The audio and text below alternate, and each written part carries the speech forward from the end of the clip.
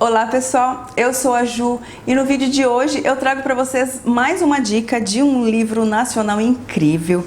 Estou falando do livro Ouro de Tolo. Eu devia estar contente porque eu tenho. Não tem como não lembrar dessa música maravilhosa do Raul Seixas assim que eu peguei esse livro. Nossa, vocês não têm noção o tanto que eu ouvi Raul Seixas nesses últimos dias enquanto eu lia esse livro, e fora outras bandas nacionais dos anos 90, finalzinho dos anos 80, porque no início de cada capítulo o autor traz um trechinho de músicas do Capital Inicial, Legião Urbana, o próprio Raul Seixas.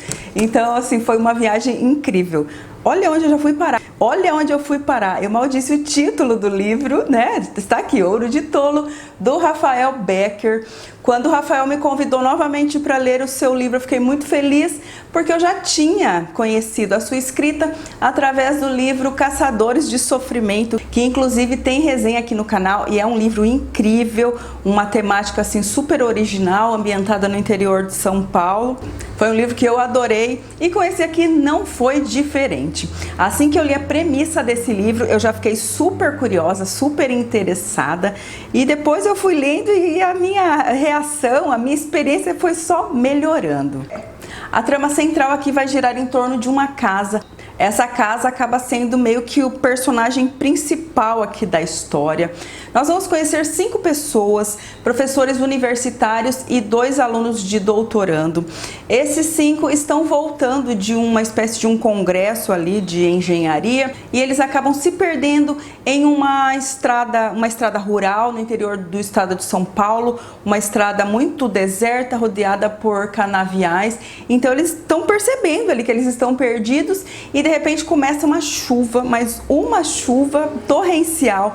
Eles acabam sofrendo um acidente. Para piorar ainda mais a situação, eles sem saber onde estão e sem sinal de celular para se comunicar com alguém, o carro dessa turma acaba caindo em uma grande vala. Então eles estão totalmente perdidos, e agora ali a sua situação está ainda pior. Eles acabam tentando procurar ajuda de alguma forma, né? E acabam se deparando com uma casa, a dita cuja nossa personagem principal aqui. É uma casa grandiosa, uma casa de modelo bem antigo, uma espécie de casa de fazenda, daquelas bem antigas, com muitos quartos, 2 andares e tal.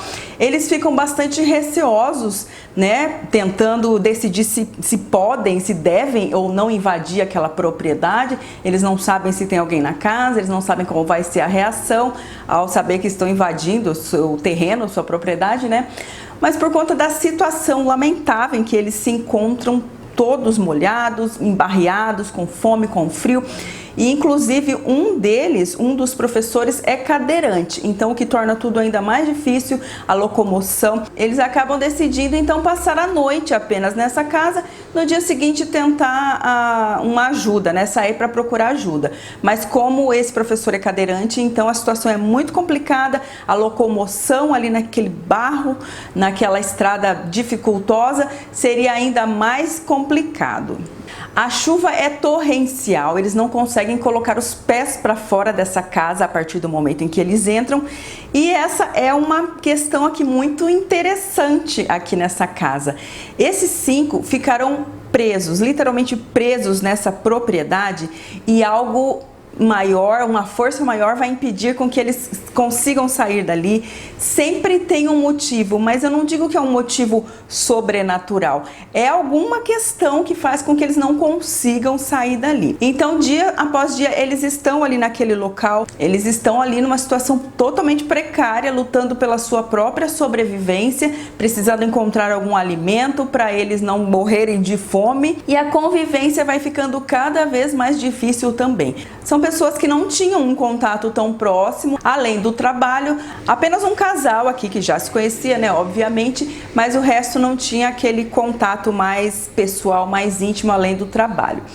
Os dilemas vão surgindo, as questões simples vão se tornando questões gigantescas, os ânimos vão se exaltando, eles não estão sabendo lidar com aquela situação, com a dificuldade enorme de conseguirem sair daquela casa, porque a chuva não para um segundo. É uma aflição. Eu amo chuva, sou apaixonada por chuva, mas dá uma aflição. E para piorar também, eu vou falar ou não vou? Eu vou falar. Não é spoiler, tá? Tem um cachorro aqui, meu Deus, que cachorro assustador. E eu tenho pânico de cachorro, muito medo mesmo.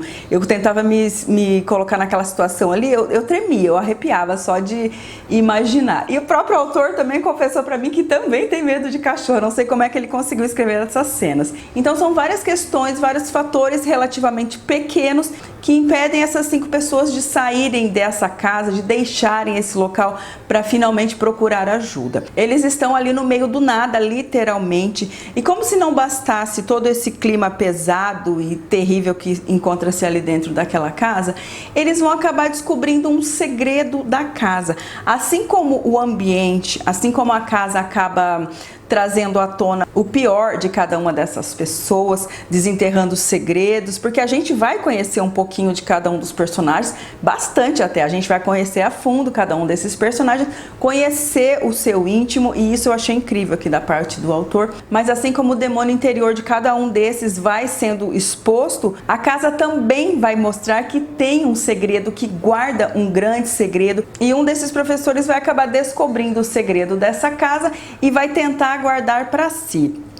É algo assim estarrecedor. A gente vai voltar no passado um pouco para conhecer essa história, para acompanhar as barbaridades que aconteceram ali naquela casa e um mistério muito grande que ainda está presente naquela casa. Gente, eu não vou falar mais. Será que eu já falei muito? Acho que não, né? Mas eu acho que já deu para deixar vocês bem instigados aqui a conhecerem essa história. Gente, eu fiquei assim chocada com esse livro porque ele tem uma carga psicológica muito grande, é um terror psicológico assim incessante. A partir do momento que essas pessoas adentram os portões dessa propriedade, a tensão não diminui em momento algum. Coisas acontecem o tempo todo e o autor acabou usando um artifício que eu achei incrível. Ele usa digamos que uma pitadinha de sobrenatural, mas nada exagerado, nada forçado. É como se a força silenciosa daquele local agisse sobre cada uma daquelas pessoas, e isso é real, isso aí é uma coisa que eu particularmente já li muito sobre essa questão. Então aqui a força silenciosa desse ambiente, dessa casa, vai modificar a personalidade, ou digamos que não modifique, mas que exalte o lado negativo de cada uma dessas pessoas. Eu achei incrível como o autor trabalhou muito bem nessa questão. Eu não sou uma pessoa que sinto medo. Quem me acompanha aqui há algum tempo já sabe, já falei isso várias vezes. Eu não sinto medo quando eu assisto um filme de terror, nem quando eu leio um livro de terror. Mas, minha gente, o que foi esse livro? Ele não tem nada explícito, não tem monstro, não tem, sabe, essas coisas assim, essas descrições assim gráficas de uma monstruosidade. Não tem. Mas é essa questão que eu estou tentando explicar, é a questão do peso do ambiente, o demônio interno de cada uma dessas pessoas. Eu comecei a ouvir os estalos da minha casa à noite, porque toda casa tem um estalinho ou outro à noite quando as luzes se apagam, não é mesmo? E nossa, eu tremia, eu tremia. Eu nunca tive medo de dormir sozinha, mas as noites em que eu estava lendo esse livro, eu fiquei apavorada. Eu tinha que deixar a luminária acesa por alguns minutos ali, programar o timer para desligar dali a pouco, depois que eu estivesse dormindo. Mas foi uma sensação assim incrível, muito boa, tanto que ele me transmitiu esse medo, né? Então o autor sabe usar as palavras, ele sabe tocar o medo mais profundo, pelo menos o meu ele conseguiu, né? Eu espero que ele consiga agir dessa forma com vocês que vão ler essa história também. É uma história que tem suspense, tem muitos mistérios, mistérios do presente, mistério do passado. Tem um dilema muito grande aqui que vai acontecer, que me pegou totalmente de surpresa, que eu não esperava que tivesse esse elemento na história, mas o autor foi genial. Eu não posso, uma coisa que eu ia falar aqui, mas eu não posso falar que seria spoiler, ficaria muito claro. E quando a gente acha que tá tudo certo, não, a gente não acha que tá tudo certo, tá tudo muito errado, na verdade. Mas quando você já imagina o que vai acontecer lá no final, não é nada daquilo, tudo muda e eu fiquei assim, não acredito, cara, foi a jogada de mestre do autor aqui, lá no final. Enfim, eu gostei demais desse livro, ele mexeu comigo, gostei ainda mais do que do primeiro livro do autor, e olha que eu já tinha gostado de Caçadores de Sofrimento, hein? O autor conseguiu se superar. Eu já virei fã de carteirinha do Rafael Becker, quero ler todos os livros que ele escrever e sempre vou estar aqui indicando para vocês. E o melhor de tudo é que esse livro está disponível nas duas versões, a versão física e está disponível também na versão digital e também disponível no Kindle Unlimited. Então não tem desculpa para vocês não lerem, eu vou deixar o link aqui embaixo. Eu quero muito que vocês leiam porque eu imagino, pelo menos eu espero, que vocês tenham as mesmas sensações que eu tive ao ler essa história.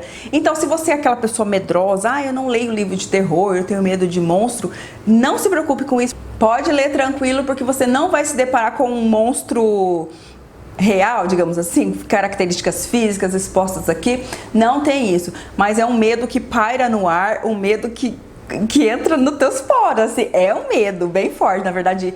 Tanto que eu fiquei bem impressionada com o que eu senti lendo esse livro. Mas não é um livro que tenha descrições gráficas, tá? Acho que deu pra vocês entenderem, né? Super indico, quem baixar já corre aqui me contar. Eu vou deixar o Instagram do autor aqui também. Assim que você iniciar a leitura, já corre lá conversar com ele. Ele adora receber o feedback dos leitores. E eu acho que eu consegui expor aqui pra vocês tudo que eu senti lendo Ouro de Tolo. E a playlist desse livro, gente, é perfeita. É impossível você ler e não querer ouvir as músicas que tem aqui uma frasezinha no início de cada capítulo. É sensacional. Então essa foi a minha dica de hoje, espero muito que vocês tenham gostado. Se você gostou, não esquece de clicar no like, se inscrever aqui embaixo, compartilhar com seus amigos. E é isso, eu vejo vocês no próximo vídeo. Tchau!